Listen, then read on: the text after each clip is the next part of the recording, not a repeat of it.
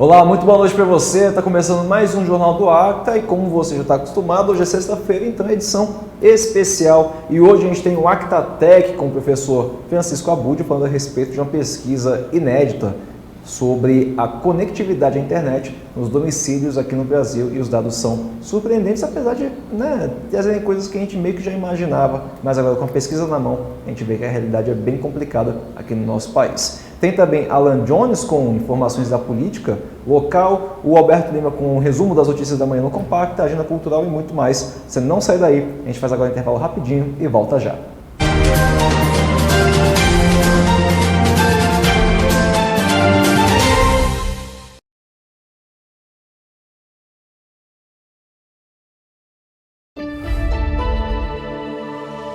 A preservação dos imóveis de valor histórico das áreas de desocupação faz parte dos compromissos que a Braskem reafirma diariamente com a cidade e seus moradores. E é isso que está acontecendo na Igreja Santo Antônio de Pádua, no Bebedouro. Uma equipe especializada trabalha para restaurar as características originais do revestimento em azulejo português do século XIX, que compõe a fachada do imóvel. Tudo é feito manualmente e segue as leis de preservação do patrimônio, com fiscalização dos órgãos públicos. A conclusão está prevista para o mês de junho. 21 edificações têm alvará para a realização de obras de manutenção e 20 já estão com os trabalhos concluídos. Todas as ações e programas que a Braskem vem realizando estão no site braskem.com/compromissos Maceió, porque manter você informado também é um dos nossos compromissos.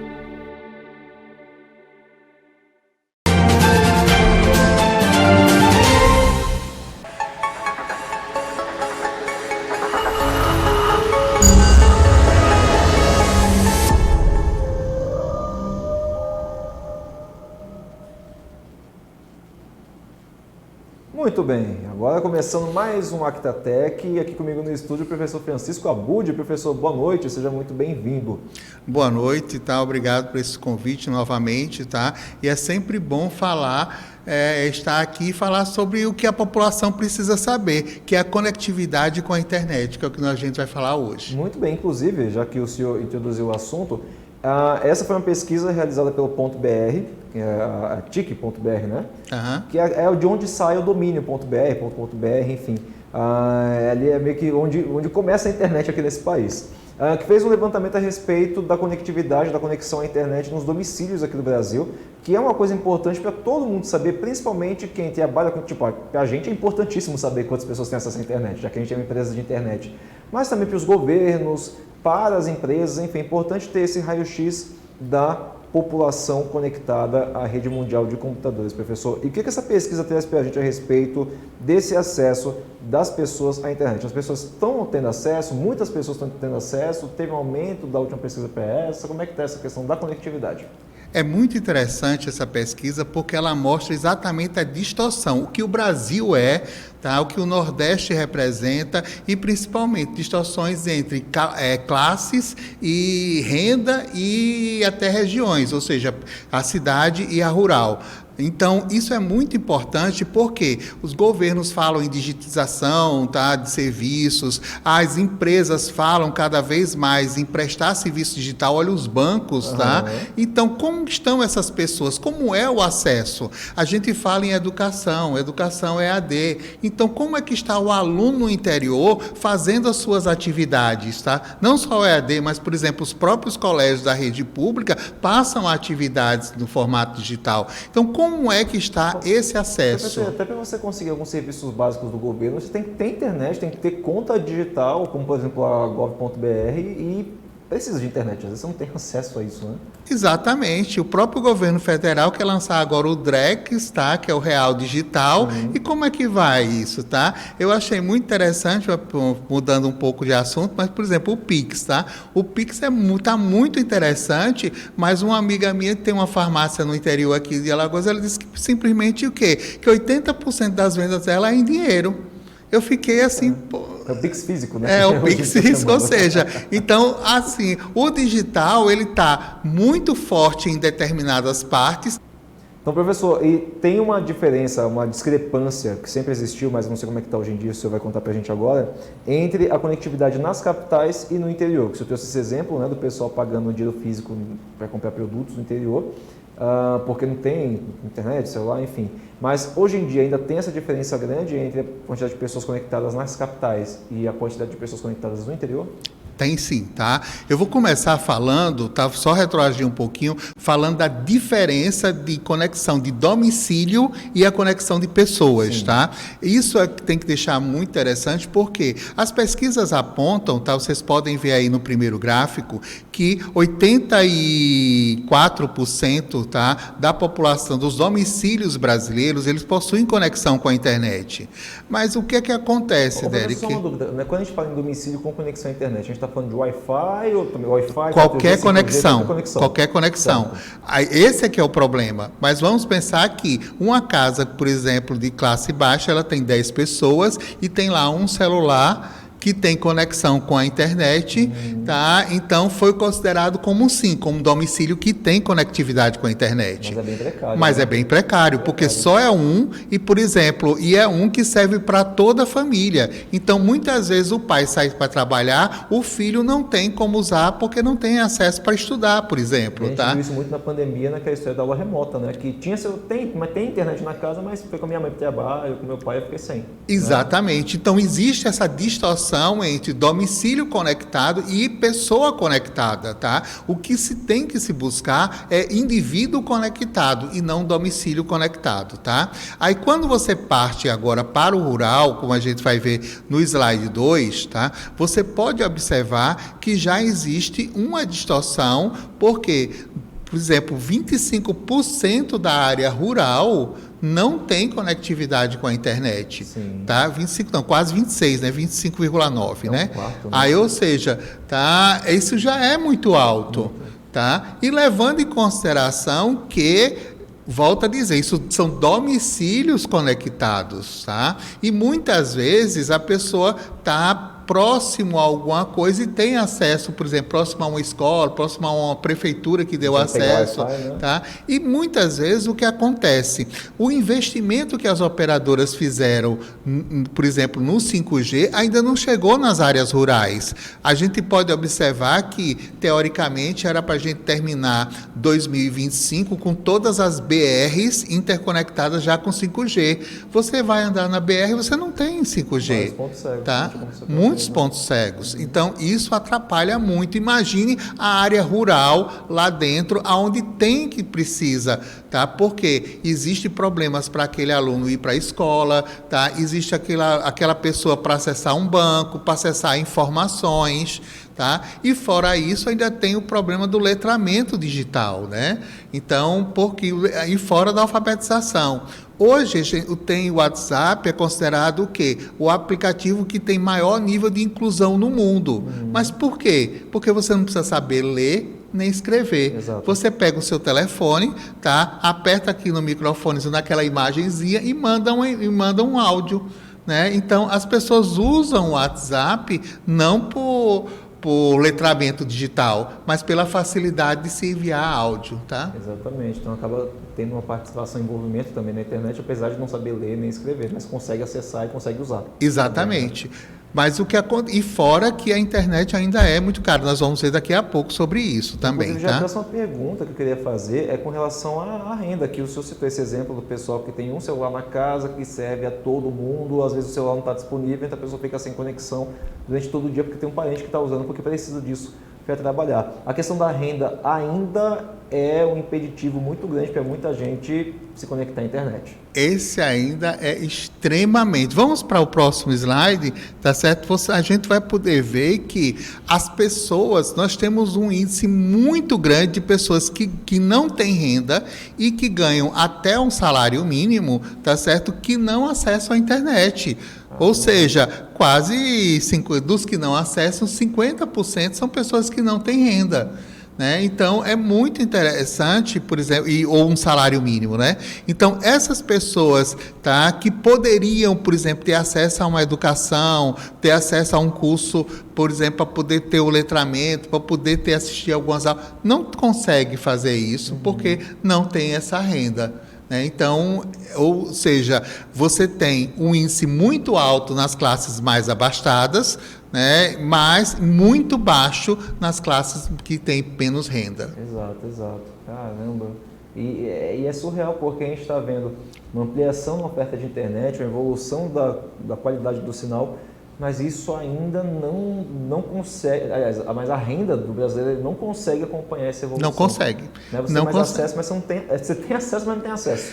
E fora que o valor a nível de imposto ainda é muito alto, tá certo? Ou seja, devia ter, por exemplo, um imposto mais ou menos progressivo por área. Por exemplo, a área rural pagar menos imposto para acesso à internet, né? É um item básico, né? Deve ser fazer. Exatamente. Passa a cesta básica, por exemplo, na internet pra Mas, pessoa. por exemplo, o imposto é basicamente quase 40%. Aí também É possível, muito né? caro, Possível. tá?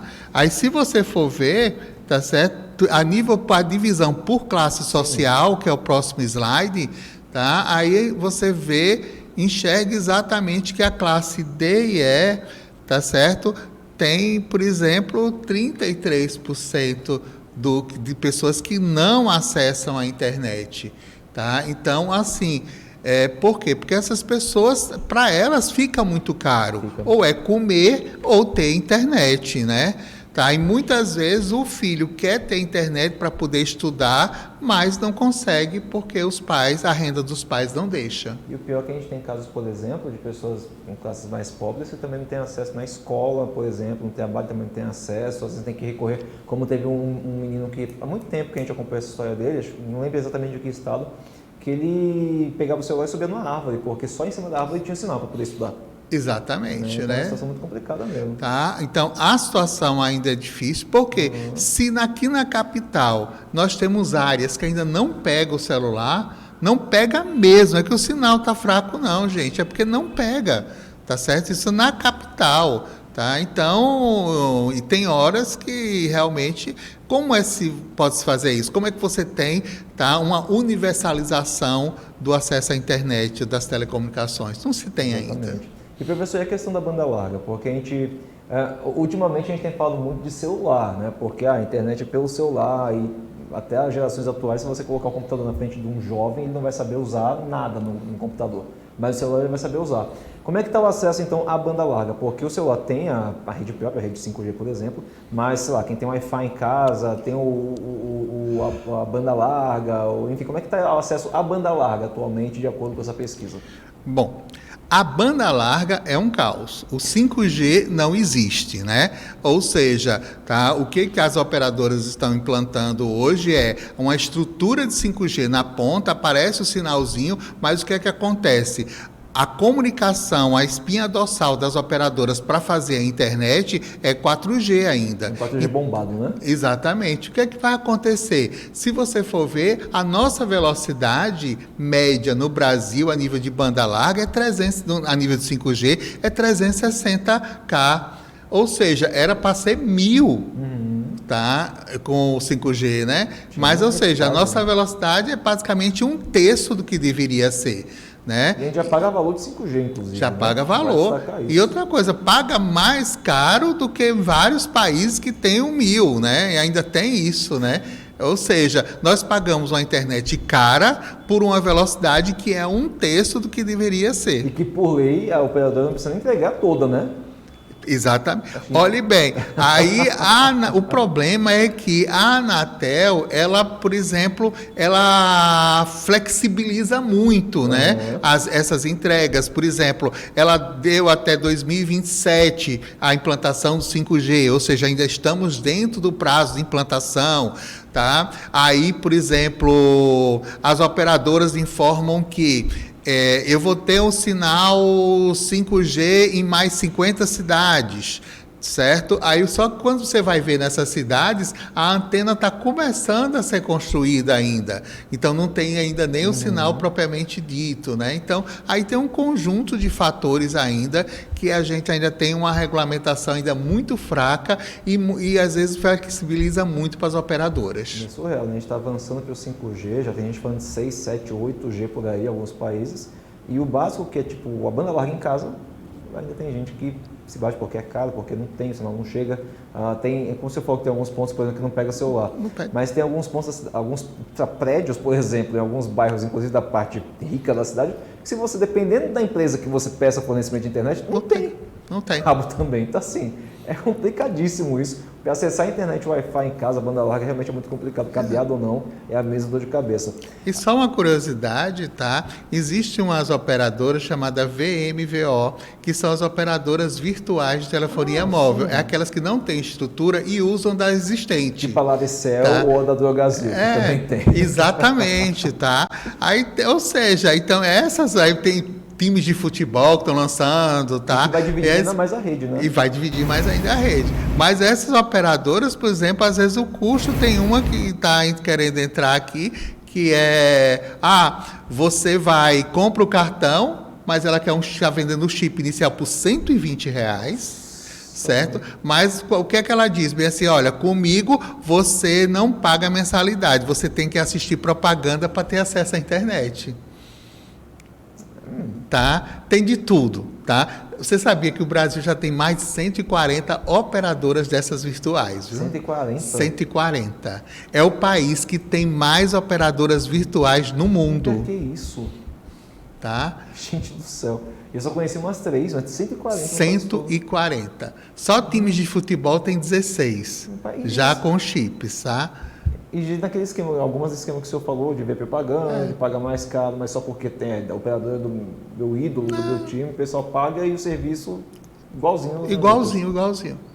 Que paga metade do preço, por exemplo. Inclusive, o chip é de uma determinada operadora. Você não tem um chip genérico para que chegue e fique...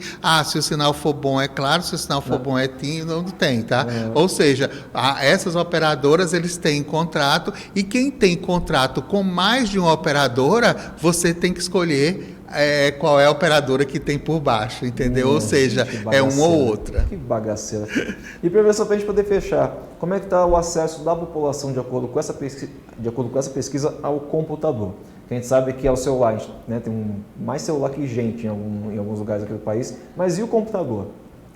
Olha, é interessante que o que é que a gente pode passar, né, para vocês? Primeiro, o computador ainda é um item de luxo, né? Então, e o que é que aconteceu?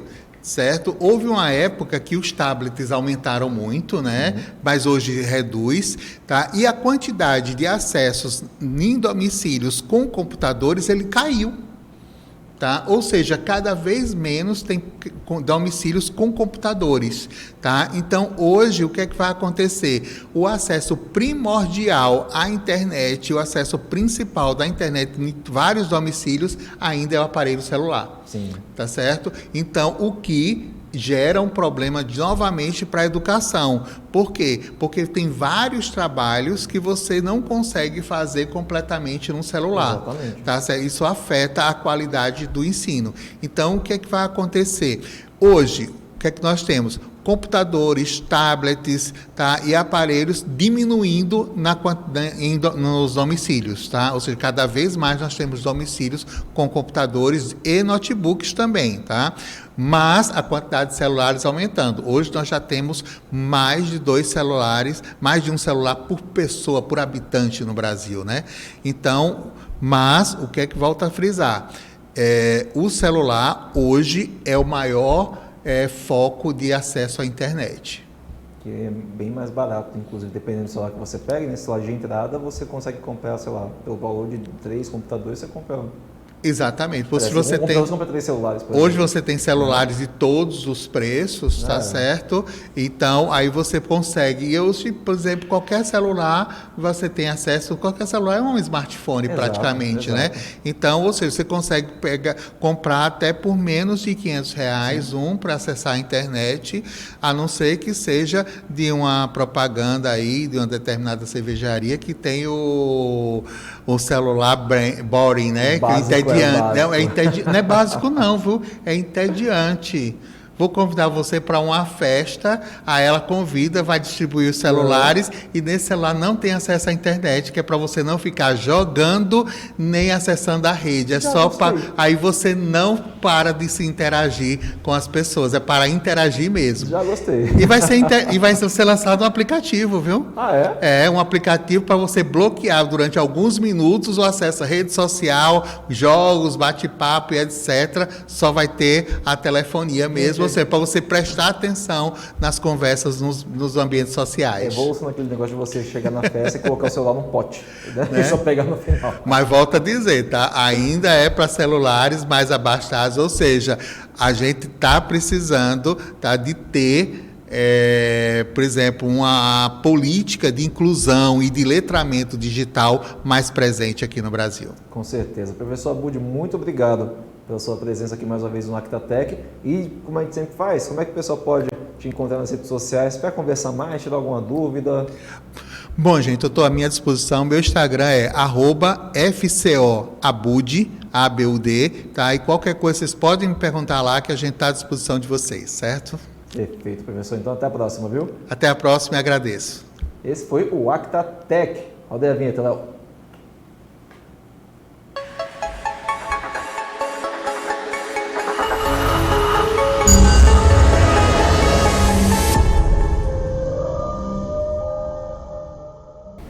Muito bom, tá aí informações importantíssimas que o professor Francisco Abud traz para a gente. Como eu falei lá, né, para nós que trabalhamos com a internet, se torna ainda mais importante saber onde que as pessoas conseguem acessar o Acta, onde elas conseguem assistir a gente se quiserem, né? Então é importantíssima essa informação no Actatec de hoje. Alberto Lima vem agora com um resuminho das notícias da manhã desta sexta-feira no Compacta. E você, motorista que tradicionalmente usa a Avenida do Valdo Góes Monteiros nos dois sentidos, sentido aeroporto, sentido centro da nossa capital, a partir de amanhã, sábado, conforme está anunciando já a placa da DMTT, retorno fechado a partir deste sábado. É esse retorno, fica aqui em frente ao prédio da Funasa. No tempo do Celso, ali era a Sulcan, agora é a Funasa, Fundação Nacional de Saúde. Portanto, o motorista fica atento a partir das 5 horas da manhã deste sábado, 27 de abril, esse retorno ele será fechado. Aquele retorno que fica lá na frente, inclusive já tem uma placa ali de retorno, mas ela será tirada daquele local. Quem está no sentido aeroporto, sentido tabuleiro, como a gente está mostrando aí nessa imagem, vai ter que pegar agora a via paralela, que é aquela nova que foi construída durante todo esse tempo que estava fechado o trânsito. Então é aquela pista paralela à Avenida do Valdo Góes Monteiro. Como aquele carro está passando lá do outro lado, passa em frente à Funasa para mais na frente pegar o retorno. Quem está descendo, quem está no sentido centro, também tem a modificação. A gente observa ali que o pessoal ainda está trabalhando com o objetivo já de deixar tudo pronto. A partir das 5 horas da manhã deste sábado, portanto, vários agentes da SMTT, não, da DMTT, estarão aqui no local orientando os motoristas, tanto aquele que sobe quanto aquele que desce. E placas de sinalização também já foram colocadas, faixas novas de pedestres aqui nessa região. Fique atento. A partir de sábado, dia 27, serão interditados de forma definitiva 2 retornos. Um em frente à Continental, que vai sentido centro, e o outro um pouco mais à frente, que é sentido tabuleiro. Esses 2 retornos, eles não vão mais existir. Será aberto 2 retornos, um próximo à Van e um próximo ao INSS. As pessoas que saem do Aldebaran precisam acessar a via secundária para poder realizar o retorno sentido centro. E as que estão sentido centro e precisam retornar para o tabuleiro, precisa pegar o retorno próximo do INSS. Vale a pena lembrar que é necessário acessar a via secundária e se atentar para não andar na contramão de direção, pois é infração de trânsito. Desde o dia 25, a equipe de educação tem intensificado a educação entrega de planfê. O planfê tem as informações referentes a essa alteração, a essa obra, e como vai ficar e como o motorista deve acessar esses retornos. E a Polícia Civil prendeu um deficiente físico acusado de crime de homicídio. A prisão aconteceu no município de Penedo, Baixo São Francisco, do estado de Alagoas. O delegado Sidney Tenório tem os detalhes. Policiais civis do Núcleo de Investigação Especial da Delegacia Geral, Uniesp, prenderam nesta quinta-feira um homem de 28 anos. Ele é acusado de praticar um homicídio na cidade de Coruripe. Os agentes do Uniesp receberam esse mandado, foram até a cidade de Penedo, onde conseguiram fazer essa prisão, mais uma que tira autor de homicídio de circulação. O caso, para que vocês entendam, ocorreu em 2017, quando este homem, que é portador de necessidades especiais, tem uma das pernas amputada, terminou matando a facadas um desafeto. A briga, segundo as investigações do inquérito policial feito na época pela delegacia de Coruripe, mostra que o acusado ele ficou irritado porque este homem, que é a vítima, foi discutir com ele com relação à herança que o autor do fato achava ter direito, já que uma ex-namorada havia morrido recentemente. Terminaram se desentendendo, ele deu várias facadas na vítima, foi preso em flagrante, ainda tentou reagir, mesmo sendo portador de necessidades especiais, mas foi preso. Agora ele volta ao sistema prisional para que possa responder ao processo por este crime de homicídio atrás das grades. E a Polícia Civil já iniciou as investigações com o objetivo de trazer todos os detalhes e prender o autor de um atropelamento que matou 2 pessoas no início da manhã desta sexta-feira no município de Feira Grande, agreste de Alagoas.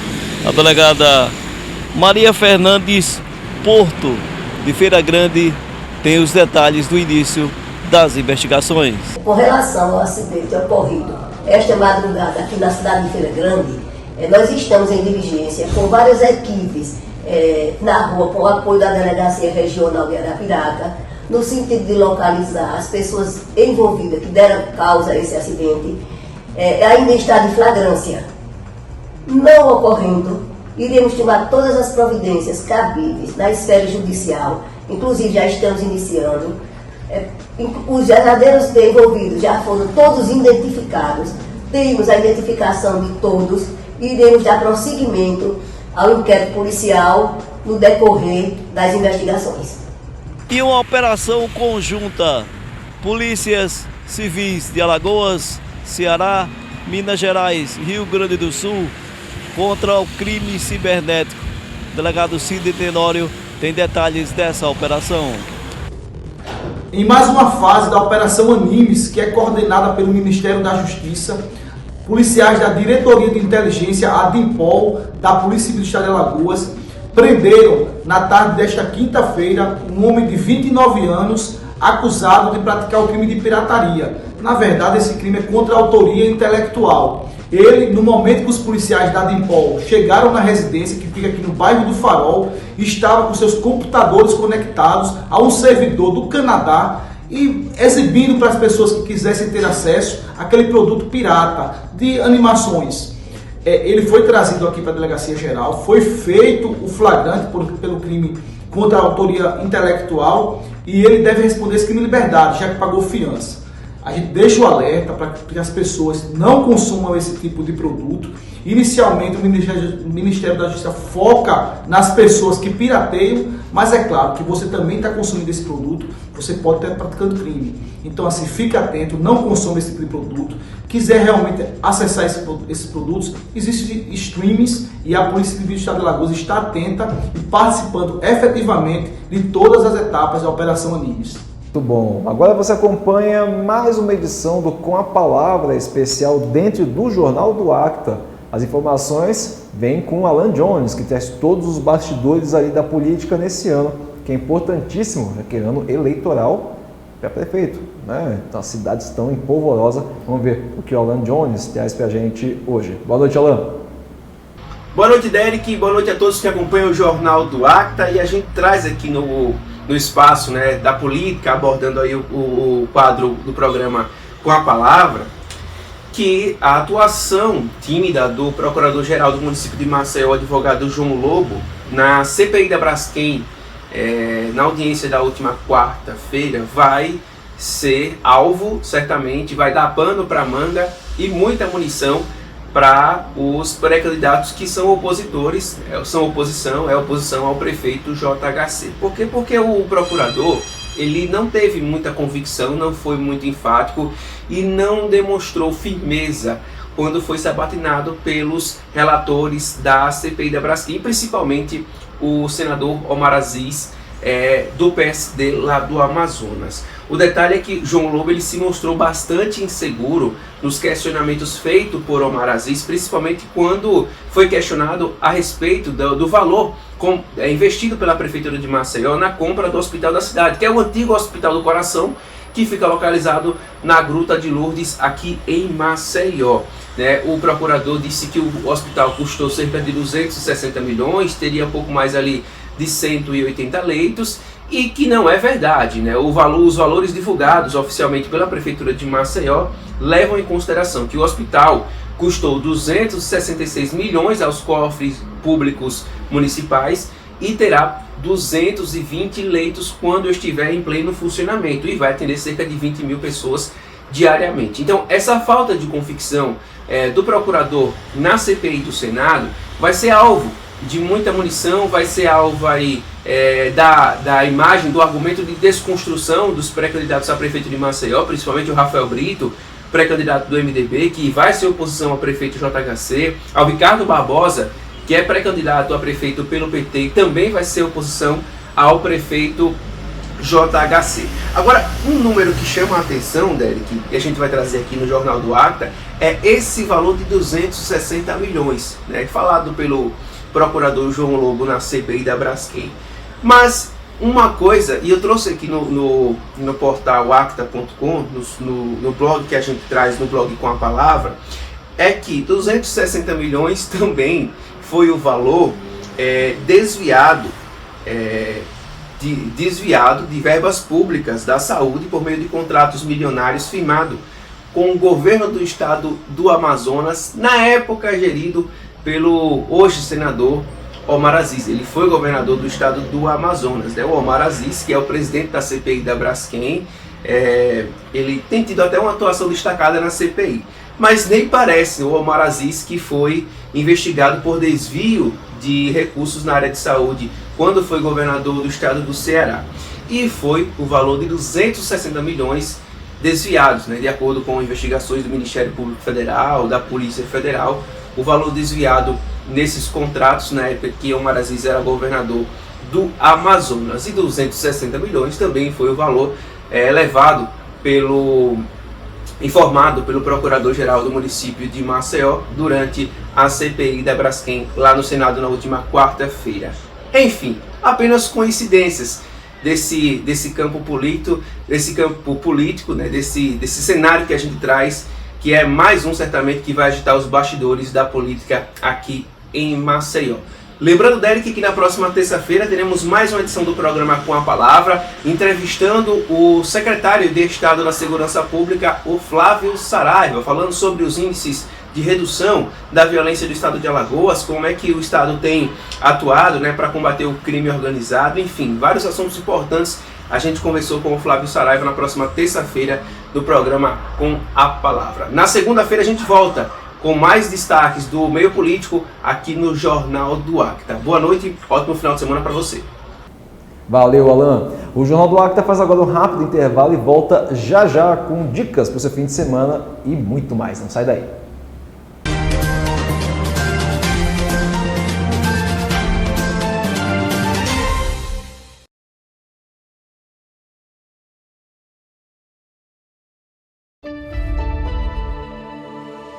A preservação dos imóveis de valor histórico das áreas de desocupação faz parte dos compromissos que a Braskem reafirma diariamente com a cidade e seus moradores. E é isso que está acontecendo na Igreja Santo Antônio de Pádua, no Bebedouro. Uma equipe especializada trabalha para restaurar as características originais do revestimento em azulejo português do século XIX, que compõe a fachada do imóvel. Tudo é feito manualmente e segue as leis de preservação do patrimônio, com fiscalização dos órgãos públicos. A conclusão está prevista para o mês de junho. 21 edificações têm alvará para a realização de obras de manutenção e 20 já estão com os trabalhos concluídos. Todas as ações e programas que a Braskem vem realizando estão no site braskem.com/compromissos Maceió, porque manter você informado também é um dos nossos compromissos.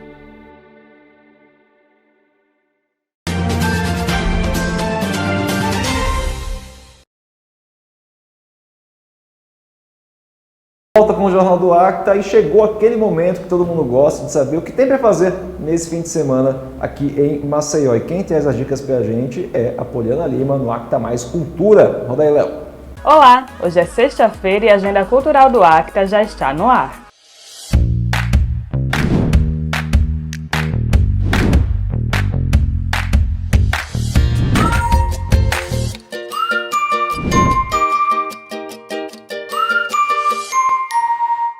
Nos cinemas tinha a exibição do filme Guerra Civil. Nos Estados Unidos, em um futuro próximo, diversos estados se rebelam contra o governo americano. Com a guerra interna declarada por esses exércitos, denominados Forças Ocidentais e Aliança da Flórida, alguns jornalistas se esforçam para cobrir o evento e contar a história. O problema é que o caos se espalha com intensidade e a ideia de rumar para a capital americana expõe o potencial de perigo do conflito para os cidadãos. O filme é do mesmo produtor de O Dia em que a Terra Parou. E no Centro Cultural Arte Pajuçara tem exibição do filme Sem Coração, que se passa durante o verão de 1996 no litoral de Alagoas. Tamara está aproveitando suas últimas semanas na Vila Pesqueira, onde mora, antes de partir para estudar em Brasília. Um dia, ela ouve falar de uma adolescente apelidada de Sem Coração por causa de uma cicatriz que tem no peito. O filme foi selecionado para o Festival do Rio de 2023. Nesta sexta, o Giramundo, que fica localizado na rua Saia Albuquerque, no Jaraguá, homenageia Rita Lee e Cássia Eller. Fernanda Guimarães promete um show com os clássicos do rock nacional. Os ingressos são limitados e estão à venda no site lojadeingresso.com.br. A abertura conta com DJ a partir das 19 horas e o tributo começa a partir das 23 horas. E no próximo domingo, o Quintal da Hop, na rua Saia Albuquerque, no Jaraguá, recebe o Boteco da Kel e Samba 3 a partir das 16 horas. Os ingressos estão a partir de R$ 40. Também no domingo, dia 28 de abril, às 17 horas, tem Sunset Jaraguá com Pagode da Naná e convidados na rua Saia Albuquerque, no Jaraguá. A cantora Naná Martins lidera uma roda de pagode só com mulheres, prometendo uma tarde cheia de música. Participações especiais de Fabi Canuto, Andressa Santos e Matheus Fontes. Os ingressos são limitados e estão à venda no site lojadeingresso.com.br. E a agenda cultural dessa semana fica por aqui. Até a próxima. Tchau, tchau.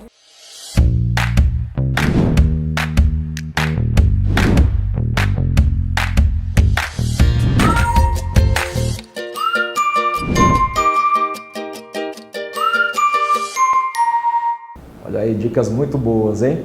E agora, minha gente, antes de encerrar o jornal, vamos manter a tradição e acompanhar o nosso mural de adoções e também os vídeos divertidos da internet no Acta Animal.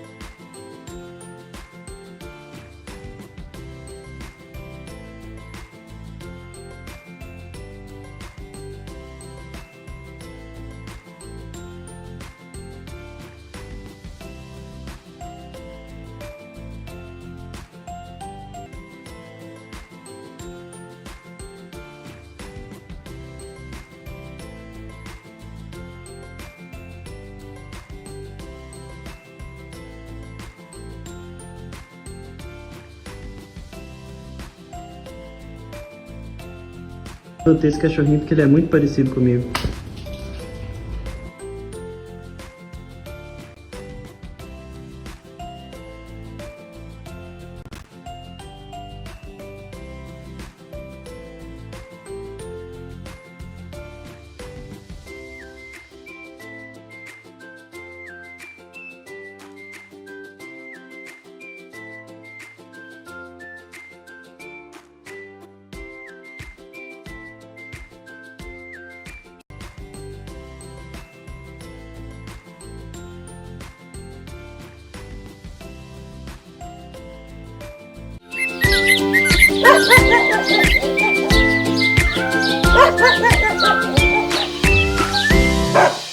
Que lindeza, né? Sempre muito bom fechar a semana vendo os bichinhos divertindo a gente. Olha só, tenha um ótimo fim de semana, muito obrigado pela sua companhia. A gente volta a se encontrar na segunda-feira, ao vivo, a partir das 6h30 da tarde, com as notícias importantes do fim de semana e também da própria segunda-feira. Aproveite bem seu fim de semana com responsabilidade e segunda-feira esteja inteiro aqui, hein? Falou, tchau!